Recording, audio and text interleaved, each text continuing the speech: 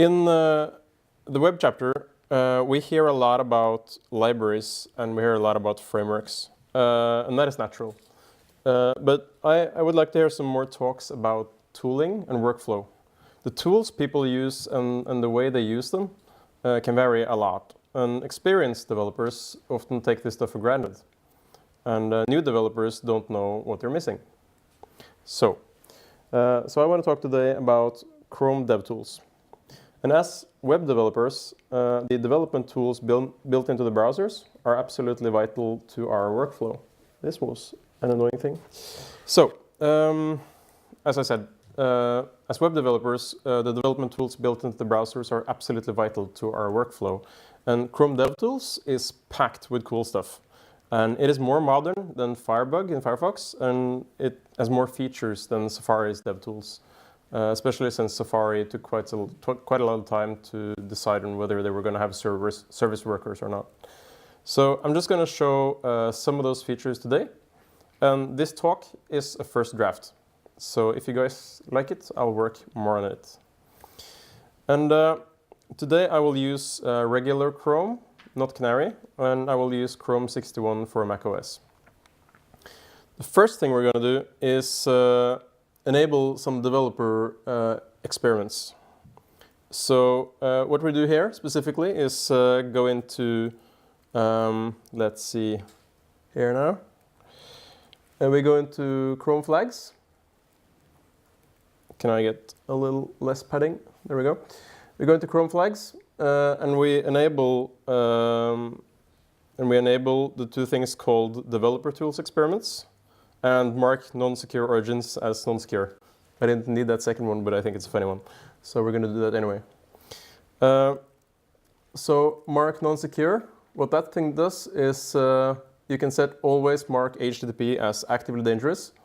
And this will make it so that itavis.no is explicitly marked as not secure.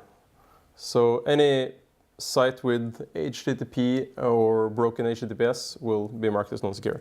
This is just a little fun thing that I want everyone to do. Additionally, we want to enable developer tools experiments, and they're up here. And I've already enabled this because you have to restart your browser when you do. So, next up. Now we're going to jump over to DevTools. So the first thing we're going to do with DevTools is pop them out. And they look like this. Now, how many here use Chrome DevTools daily? Most of you? Weekly? Just weekly? Yeah, sure. Just monthly? Yearly? Yeah. No, okay, but quite a lot of you use these tools every day. So the first thing that hits you is that there is a lot of stuff on the screen here. There's a lot of stuff going on. I mean, from a UX perspective, it's hard to tell what is even going on here. Most of you have probably used Chrome DevTools enough to be able to navigate this mess, but you may still not have a mental model for how these tools are laid out. So I want to simplify this for you. First, we'll start with the tabs and panels at the bottom there. They are quite simply the drawer. They are temporary tabs, and the mental model I want to give you for the drawer is that they are just temporary tabs. That's it. And you can toggle the visibility of these tabs with escape. So let's try that right now. So if I open up a tab, like let's go to Knowit.no, and let's get Chrome DevTools up there. And we will pop it out. Not on this screen though, but over here. There we go. So that's the first thing we're going to do. So we can toggle it with escape. You can see this bar at the bottom here, escapes. And now since we're in the console view up here, you can't see the console in the bottom. But let's go to the elements panel and then the console down here will show up. And you can toggle it like that, escape. So there are, now we just have this stuff up here, right? And there are a lot of tabs and there are several panels on this elements tab. And there's some stuff going on in each corner. Now, the mental model for this is simply that it's the main section. The main section is just primary tabs, or the primary tools, if you will. And additionally, this is also where extensions like React DevTools and Redux DevTools will add their own tabs. So now we only have a few elements left. First, in the upper left corner, we have the device mode. And the device mode lets you see what your website will look like on a phone or a tablet. And there's also an additional button up there, as you can see, which lets you select an element from a page and expose it to the DOM, in the DOM. But my experience is that most people just use right-click and inspect instead on every element, so it's not really that useful. And now there's only one corner left of our mental model, and that is the settings, which of course are the settings for Chrome DevTools and not for the entire browser. So we will start out by diving into the settings. And I'll skip out of the slides now and do this live. I will instead have my notes here. So let's go to settings. Up here you of course can dock and redock as you want to. You can hide the console drawer, or just the drawer, as I like to call it. I just want to mention quickly that the More Tools menu here is exactly the same as this one. The thing is that these More Tools are just more temporary tabs. That's it. So if you add more tools up there, it'll just show up as new tabs down here. That's all there is to it. So we'll jump into the settings. And one of the first things we have to do, since we are so awesome hackers, is turn the theme to dark. Boom. That's not really that necessary, but anyway, I'll turn it back. It's a bit easier to read.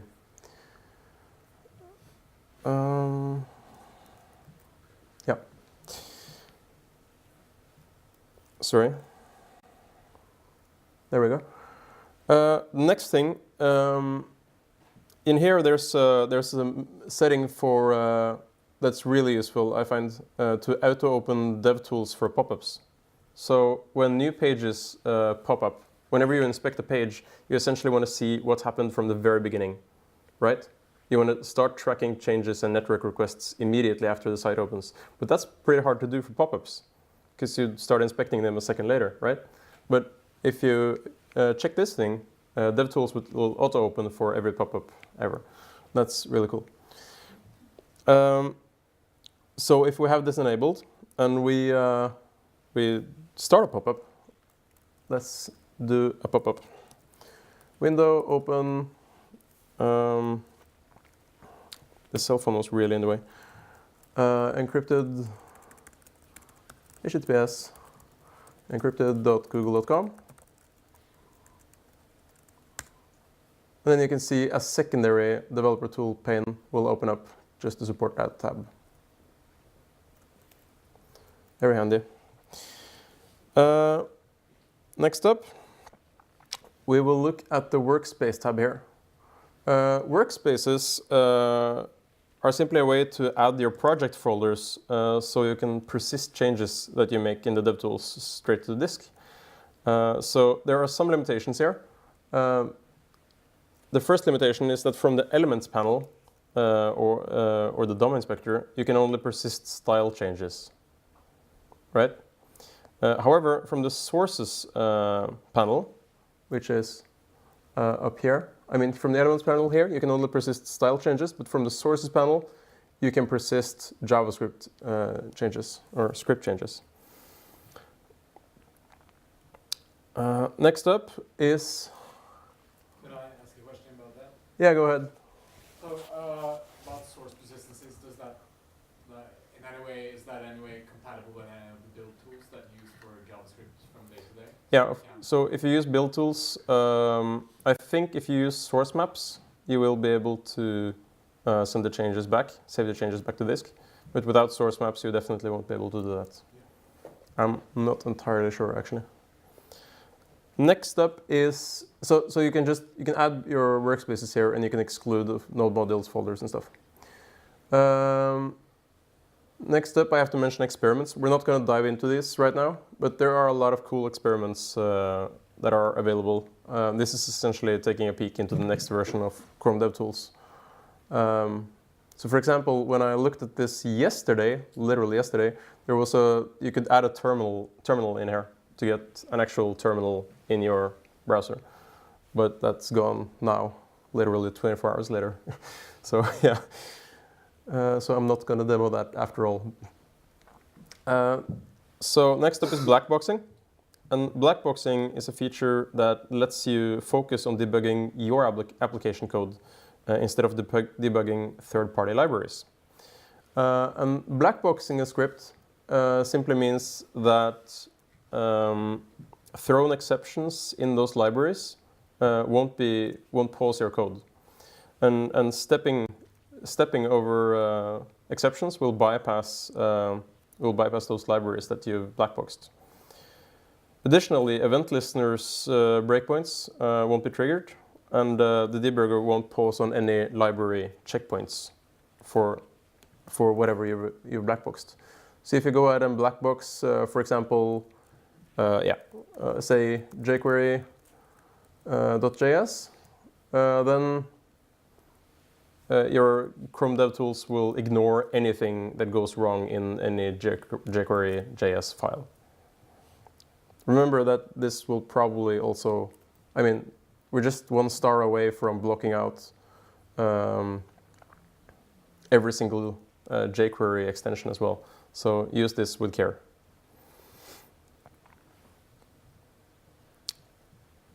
So we can try this out in practice. So let's go to Knowit and we'll open the black box. And we'll add Knowit.no in here to just blackbox everything from Knowit and see what happens when we refresh this tab. Is this even the right tab? It probably isn't.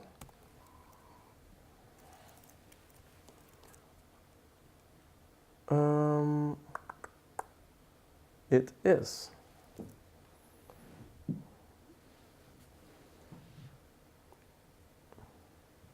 Oh yeah, of course, we have to find the script to blackbox blackboxing on URLs. That's not the purpose. So we go to sources and we find, for example, global assets yeah, main images. We have some logo types, etc. What else do we have? Output.js. Oh, there's an index.js in here. This thing can be blackboxed. So we'll go ahead and blackbox this. Index.js. And then, of course, that file will probably have something else after it. And then we try to refresh the page, and it seems to work. So that was not the script that was running the entire page, but you get the clue. But is blackboxing supposed to stop it from executing, or is it just supposed to make it skip in the debugger itself? Oh yeah, of course. Yeah, that's what. Yeah. I think that's what Sorry. Little brain fart there. Yeah, it's supposed to just stop the. Yeah, I'm mixing this up with a later part of the presentation. So that's what that is. Good, thank you. So it would be more viable to, for example, black box everything in Bower components. That would be like a better plan. Yeah. So next up, devices. In here you can add custom devices. So we can, for example, add the iPhone X, and it's got like 375 points times 812 point screen. Device pixel ratio is 2, which means that every pixel is spread out over 2 pixels, every point. And the user agent string is like this super long Mozilla 5.0 blah blah blah blah blah thing. And of course it's a mobile. But the cool thing to notice here, is that there really isn't anything more to devices. There's just, it has a name, it has a resolution, it has a device pixel ratio, and a user agent string, and that's it. You have a new device. And this is for testing with devices, which I'll get back to. And then we can look at throttling. So we can add a Oslo Kommune Android, and let's say it has like 496 kilobit upload and like maybe 1024 down, and the latency, I guess, according to our customer, is like really high. So yeah. That's really useful. It is really useful. Yes. It helps us understand how the customer will see our product. It's the good old adage. If you want fast programs, give your developers slow computers.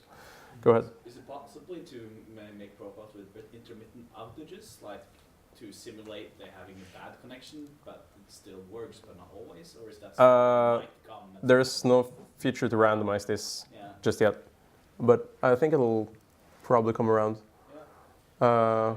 You could randomize in your developer team. Say, today you're the slow one. You're offline. Go ahead. Yeah, is that the 500 milliseconds in latency, is that for every new HTTP call based? Every single request made to the server gets half a second delay. Yeah, it's awful. And especially if you have like a tons of small images, that'll just, yeah. Now, next up, we'll get back to how this is used, by the way, in practice. Next up is the shortcuts. This is super useful. Who here feels that they know a lot of Chrome DevTools shortcuts? 0 people. Half a person. You showed us this first, so we already knew the answer. Well, unless you have like super fast brains, I don't think you'll... No, but that we thought we knew many, maybe. Oh. But then you showed us this and we don't know anything. Yeah, true. That's true. Okay, so probably most of you know that you can, in the styles panel of the elements tab, you can increment and decrement at various, what do you call it? At various intervals by using shift and control, etc. I find it incredibly useful to learn a few of these shortcuts. But the most useful of all of these, without a doubt, is this one down here, go to source. And this is a very poor name for that feature, actually, because I don't use it as go to source at all. Does anyone know what that is? Command P shortcut? Print. No, you don't print the DevTools. That's horrible. Why would you even suggest that? Anyone else? You have to do an exam. No. We'll just go back and show you where in the view or whatever you are, or is it just, I've never... Almost. Okay. So what Command P is your command palette. Oh God, of course it is. Of course it is. So it's just like in Sublime and all these other cool editors. You have a single place to do all your kinds of commands. Initially, this is named go to source because here it'll show all the source files at Knowit. But if you just write a question mark, then you can see all the other cool stuff that you can do here, like go to line and symbol and run snippet and run command. And this one is the most interesting, run command. So you do one little crocodile and suddenly the entire tool set of the Chrome DevTools is available to you. This is super handy. Like show rulers, show media queries, capture screenshot on mobile, for example. Add to home screen. Today I learned. And that's Today you learned. Really cool. That is really cool. Show sensors. Like, let's pretend we're in a different country with geolocation. We'll get back to that too. And in here you can just do like crocodile and like dark theme and boom. Or crocodile, light theme, switch back. And you can also enable, now most of you probably know that you can use command 1, 2, and 3, etc. to switch between tabs in Chrome. And you can enable this for Chrome DevTools as well. So I can switch back and forth with command 1, 2, and 3, which is very handy. quick question about Yeah. that. If you have more than 10 or 9 tabs, is there any way to go to the 10th? Check the shortcut page. Yes, most likely. Because I don't. I haven't used that almost ever. So I'm like, I've gotten pretty good at seeing which number it is. Like, oh, that's 8. So What if it's 12? it's not in mine. So you know, I if it's 12, you've added too many extensions. Yeah, go ahead. Torgeir? yeah, because mine is 10th and 11th, and I haven't found a way to remove panels. Is there a way to remove panels? No, you can. You can remove the default panels. You can just remove the panels added by DevTools, like Redux DevTools, React DevTools, JSON Inspector, what have you. Because there's 9 default. I thought. Yeah. Yeah. So everything you add will be outside the range of the shortcut. Yes, everything you add will be outside the range of the shortcuts. But you'll probably find the saving angel in here somewhere. Good luck with that. And yeah, you can also do stuff like, you know, jump into the settings, which I just showed you. Boom. And yeah, so a lot of cool stuff. Or we can do, yeah, we're at Knowit, so let's go ahead and capture a screenshot of that. Screenshot, capture a full-size screenshot of Knowit. And this will take a little time to download because we're actually requesting the entire page. And it's of course downloaded to this screen, not that screen. So I'm just gonna have to steal this file over here. Let me try that again. There we go. And there we go. A full page screenshot. Literally. This of course is a rather big screenshot. So yeah. First artificial summit yesterday. Really cool. This feels like Inception, doesn't it? Torgeir? Someone is active somewhere doing stuff. Alina, are you here? Oh, she left. Yeah. She didn't want to see me. She just wanted to see. Yeah. Well, there we go. So let's see, more cool stuff. Just gonna jump along here. Now we're gonna have a look at the drawer down here. So the drawer has a lot of really cool panels. First off, if you want to like start paying attention to what's going on in Chrome DevTools, there's a What's New panel, which always shows you the newest features in the latest Chrome. Now, Chrome DevTools usually just gets new features every time there's a major new version of Chrome, like Chrome 62, 63, 64. It usually doesn't get new features on minor webs, like 61.1 and 61.2. So let's drop Knowit for now and go to google.com. Has anyone seen this page in quite a while? Does anyone actually open Google? No, I didn't think so. So we'll go in here, we'll open the animations panel, and now it's listening for animations. So we have to trigger an animation, like do a barrel roll. Okay, cool. And now we have this animation available right here. So we can start screwing with it. We can make it super fast. And run it again. Woo! And in here, if you have like a lot of animations, there's a lot of cool stuff you can do, like to tweak your animations. Because animations is a super visual experience. You can't write tests for this stuff. Or, well, it's really hard to do. So in other words, it's best if you have incredibly powerful tools to be able to tweak the animations as quickly as possible to get the desired experience. And that's why I think this is really cool.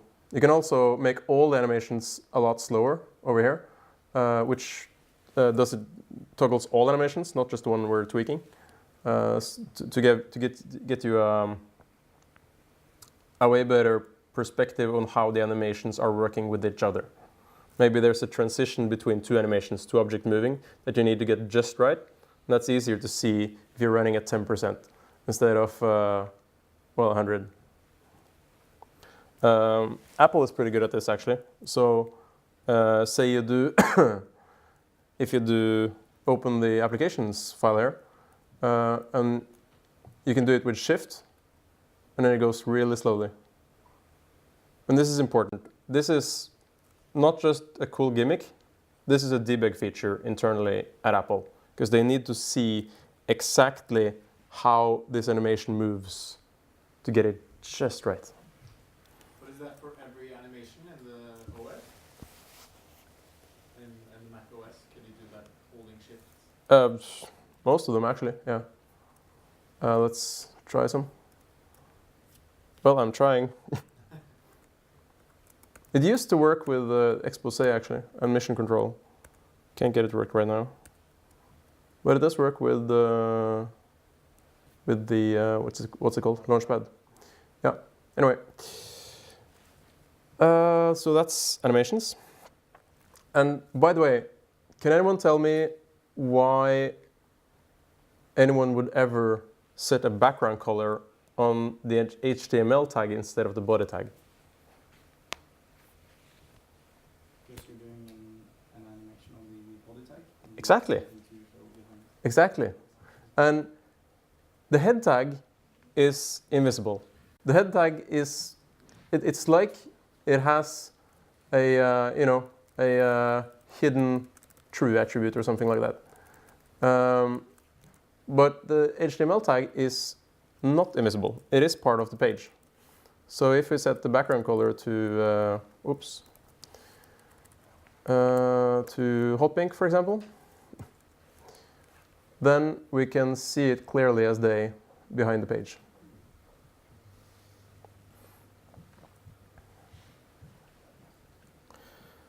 Now, Very professional. isn't it? Yes. We use this in our project. Yeah, Customer so- doesn't know because, no, I'm just kidding, we don't. Would be fun though. Like, oh yeah, the hot pink background has always been there, you just never knew. Add a 10 pixel margin to the body on April 1st. That's evil. Well. So next up, we'll look at the coverage tab. I'm just going to do a few of these, not all of them. And we will jump back to our own page. Knowit now. Oh, that's not pink and nice. Nice and pink. So what you noticed there was that the DOM was being broken down.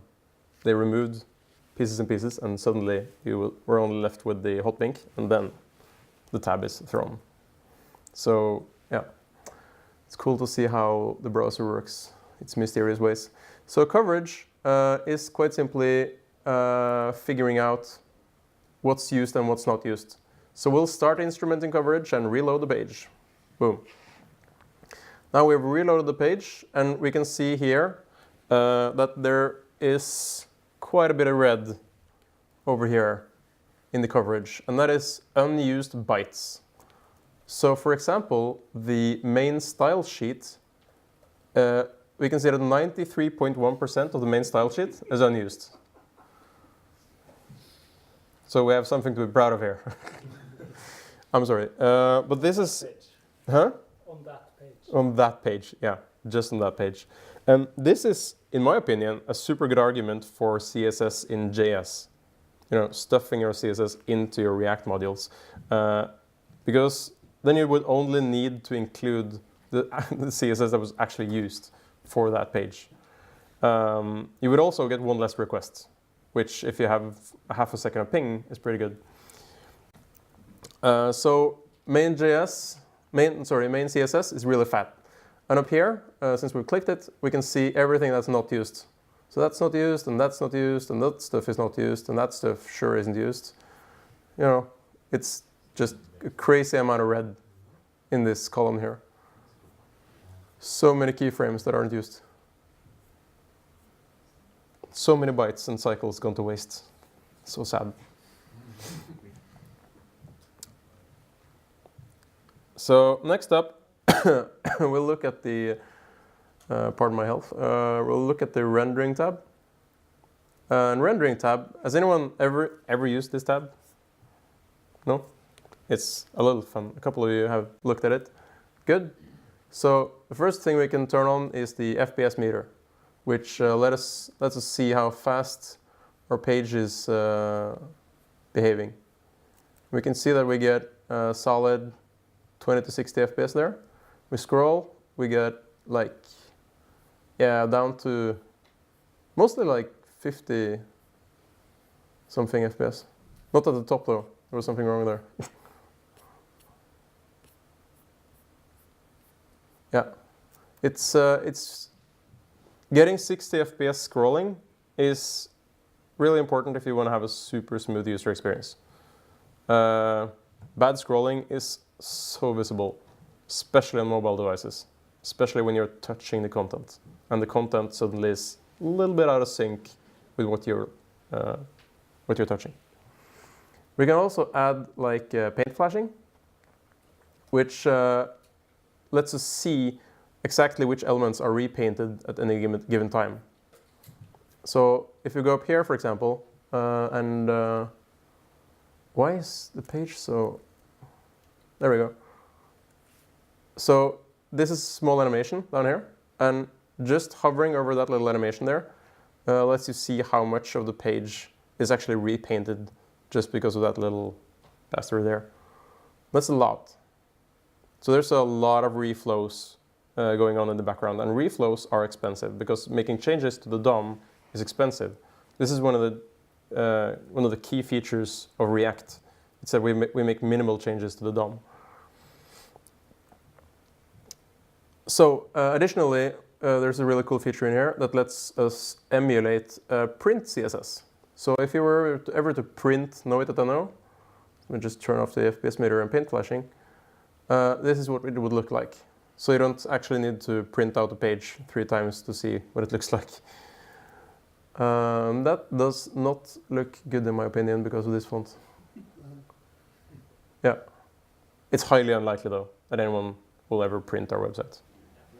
You never know.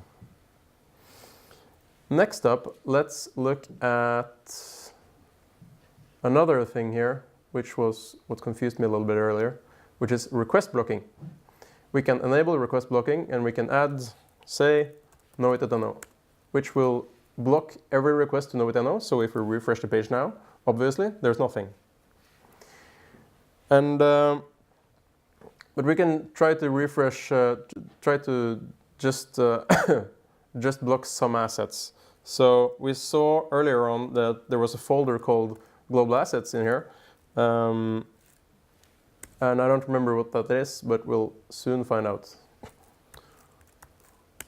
There we go. And now let's reload the page. No. Well, apparently it's the background image, at least. So, you know, it's in most scenarios, it isn't that interesting to see what happens with request blocking, but it may be if you're running high throughput sites. And there's a good chance that you have a part of a content delivery network which fails to deliver CSS all the time, then it might be a valid use case. Of course, you can block requests to external services, and that's maybe more interesting. Because say your website depends on a lot of different services. What happens if they go down and you have zero control over this? And it's like Christopher has said earlier that what if npm goes down? And this shouldn't ever happen, right? But it has happened. Or suddenly the left pad package disappears and npm basically goes down. So let's say Google APIs goes down. What happens then? Well, hypothetically, this font would not be there. Now, I have this font installed on my computer, so it just fell back to using my local font. But otherwise, this font wouldn't be there. Sorry. Yeah. Can you block like local files as well? Doing that? Yes. Like, This for is. instance, to get that font. This is. Fresh. Oh yeah, I can probably try that. Or actually no, because it fetches from my font book, so Yeah. I don't think it has a local address. But I can go to my font book and uninstall it quickly. Yeah. That's rather easy. Brush up. Brush up, please. Oh, god damn it. Modern collection. So, Oh, I am. Indeed. All fonts. I can just find it here. Brush up. And remove brush up family. Boom. And now, let's refresh. Cached. Did I? Yeah, it's probably cached. Good point. Let's go to network and disable cache. Oh, it's already disabled. Okay. Wow, we have a mystery on our hands. How is this font getting through? googleapis.com/star. Yeah, perhaps. Perhaps. It does say one request blocked though, but there's no way here to see which request that was. Oh, that's Or we can probably go in the network panel and see. There we go. Yeah, railway was blocked. yeah.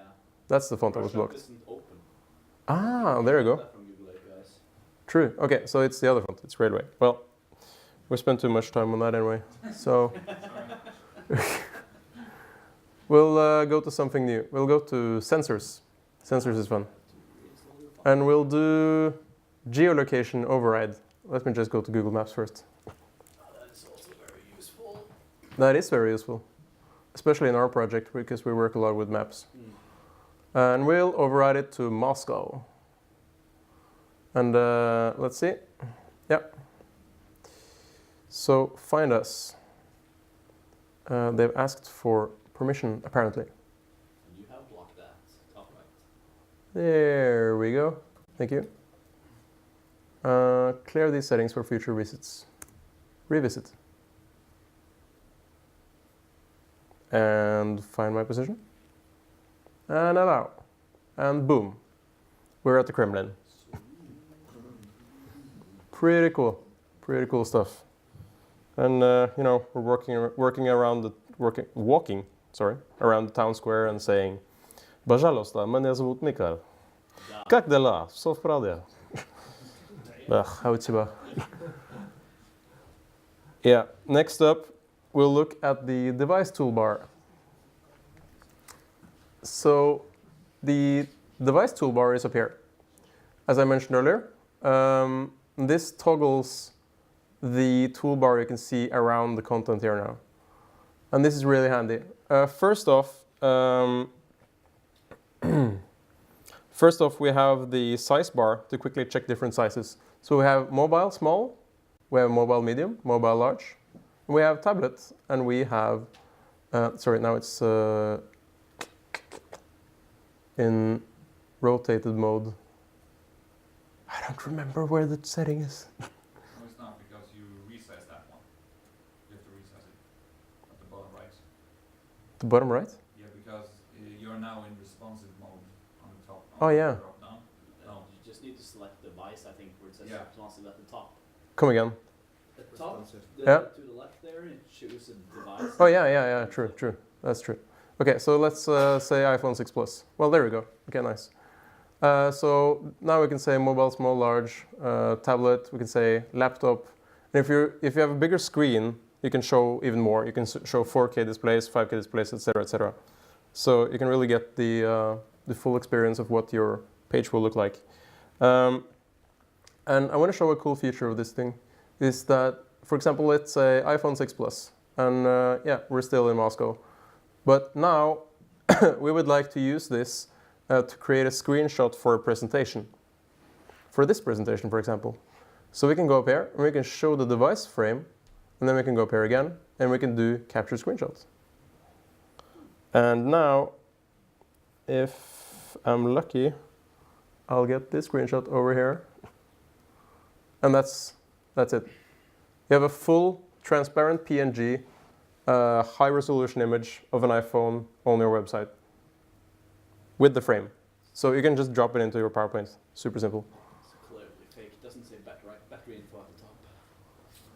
Yeah, clearly fake. But you can remove that in iOS. So yeah, you can have a full page. Well, for now, at least, you can have a full screen app. It'll be hard to say with the iPhone X whether you can remove that or not. But it will be too annoying to do correctly. Probably, yes. What else can we show here? Yeah, also, this is also a cool place to do capture full-size screenshot. I will not do that with Google Maps because that's potentially the entire world.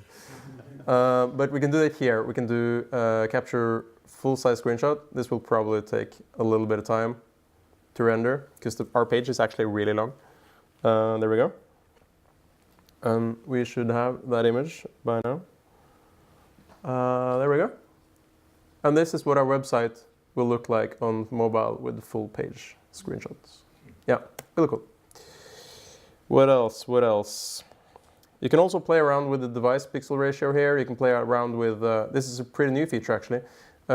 Before you could play around with throttling, etc. But now it just says mid-tier mobile and low-end mobile to simulate, well, you know, poor mobile phones in poor reception areas, which may be your target market, especially for the guys in the GDL project. So you should probably guide and, yeah, you should probably turn this off and never turn it back on. No, turn it on and never turn it back off, yeah. So, yeah. Of course, with cell phones, throttling becomes 10 times more important. Now we will jump back into the presentation. I'll just jump past all of this stuff. Yeah. So, now for the main section. Now this talk isn't long enough to go in depth about most of this stuff, but I presume most of you use several of the main section tabs on a daily basis, like elements and console and stuff like that. So you probably know them well. So I thought I would assist your daily debugging by showing you things about the console that you probably didn't know. So let's see here now. So the first thing we're going to look at is something called asserts. Sorry, I need this after all. And asserts will only play. Go away. There we go. I need this. Okay, we'll start up real simple. How many here has used console log? Practically everyone. Yeah, and it's super simple. It's just, you know, you just log stuff like that. Now there is also several other statements like console info, console warn, and console error, which provides different types of logging, which are really useful. Now console info used to have like a blue bubble next to it. It has disappeared for reasons unknown. But a new one that you may not know about is console assert. Console assert will only print if the first expression given to it is falsy.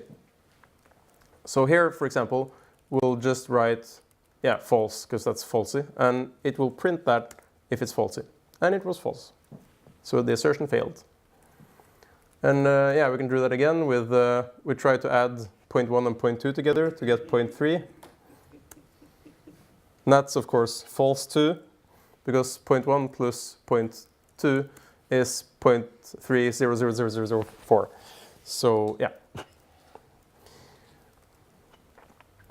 Next up, we'll look at formatting, and the logging is such that you can add pre-formatted strings into your log statements. So %O means that we will add an HTML element to the string, and it will be printed like this. So my body, style body, is ready for summer, for example. And then you can actually expand this even inline. Really cool. So for example, and %C lets you add styling to your fonts as well. So you can do stuff like this. Sorry, I just gotta get full screen here. Unexpected token, what? Oh, this was a wrong. When I added this to the presentation yesterday, it kept changing my quote signs, so I just got to do this. Check the last quote. Indeed. There we go. Nice. Furthermore, we can do grouping. How many of you knew that there was grouping in console logs? No one? That's really cool. You just do stuff like this. So you can see here that when we start a group called the web chapter, and then everything in that is inside the group. And then we start another group called Web Summit, and inside there we print Rothlflol, sorry, and etc. And then we end the groups to escape out of that particular So when you section. start a group, you're just in that group until you explicitly end it? Yes.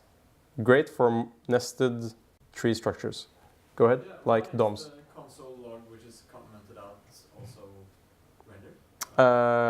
It's actually on the right line. Something wrong just happened when I pasted it, and I think I just discovered a bug in Chrome DevTools, but that's whatever. So we can also start groups as collapsed. So say you don't actually care about a particular module, you want the printout to be there, available for whenever you need it, but you don't need it right now. So we do this, and the group is collapsed, and we can uncollapse it if we want to see what actually happened. Really cool. What else? What else? Ooh, timestamps. How many of you have written code that is like const then, like date is date.now, and then later you write date.now minus then to get milliseconds between then and now? Has anyone done this? Yes. Yes? Several people have done this. Well, you don't actually have to do that because there are timestamps in the log. So you could just poke in there. If, however, you still want to do it, there's a little thing called console.time, which starts the timer, and then you do console time end to stop it. Then you get, oh, that took 4.5 seconds. And this can also be used with strings to say console time thingamajig. It's a word I learned from Christopher. I don't know what it means. To see, to tag your timer. And here we get to see exactly how long Chrome spent between those two statements, and that was 0.002 milliseconds. So that's relatively fast. Gives you an impression of how fast our computers actually are. Next up, you all know about console log document body, for example. That's just getting the DOM node and being able to expand it. But what if you don't want the DOM node? What if you want the JavaScript properties for that object? Well, then there's console dir. Whoop and whoop. And then you get the body as a JavaScript object with all its glorious properties. Good. Pretty cool. Yeah. Next up, let's see if we can blow some more minds here. We're going to do console table. Did you know about this one? Little Bobby tables. Yes, this is little Bobby tables inside with Mrs. Exploit and Mr. Rootkit as parents. And this is super handy because you can show your entire objects here, and you get all the key value. The key value, the tuples will show up here.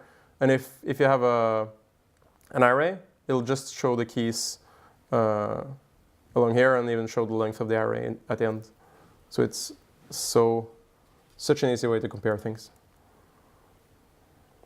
And let's do, go a little, take another example of that. So it's just a neat printing for objects, basically? It's neat printing for objects.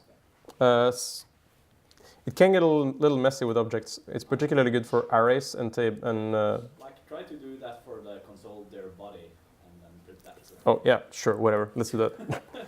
Console table, document body. No, wait, we can. Can you do the? No, you already prints it. Yeah. we can't do that. We can't try to do it with body though. See what happens. I'll probably crash the entire. Well, nothing happened, of course. Yeah.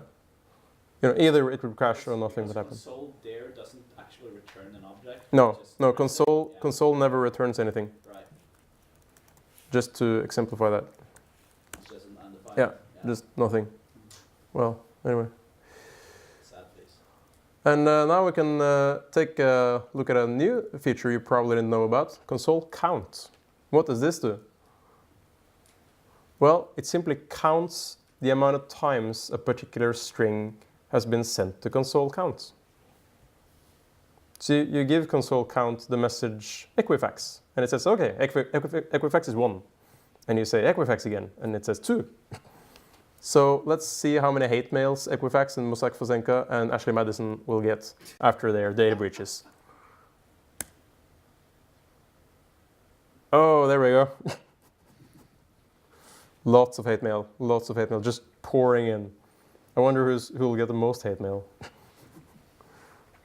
Who's leading the pack? Ashley Madison? Yeah. Surely it must be Ashley Madison. Yeah, I'm not surprised at all.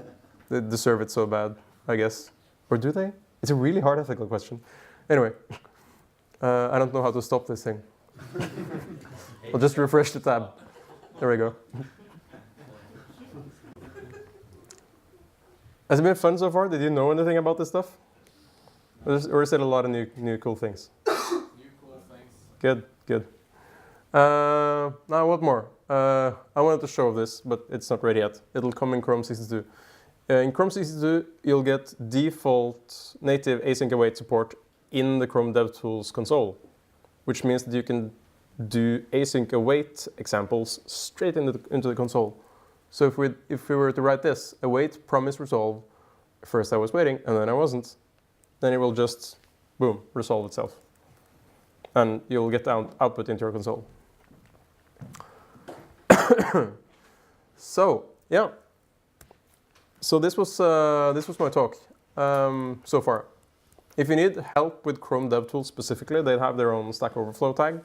And they have a really cool Twitter account at Chrome DevTools, which will show you a lot of cool new features. And people tweet at them whenever they discover cool new things, and they retweet it, and you go like, "Oh my god, can you do that?" They also take feature requests. They take them through the mailing list and through GitHub, and there's also a couple of other ways, but those were apparently not preferred, so I won't mention them. Yeah, and that's pretty much it. Lastly, I want to mention that there are essentially 4 ways to render content in the browser. There's the DOM, there's SVG, which is part of the DOM, and there's Canvas, and there's WebGL, which is kind of part of Canvas. And most features in DevTools revolve around testing the DOM. But just know that Canvas inspection is something that is coming to DevTools, and it will be super fancy, like stepping through events in a game fancy. So it's just, you can start looking forward to that. And yeah, that's my talk. Thanks.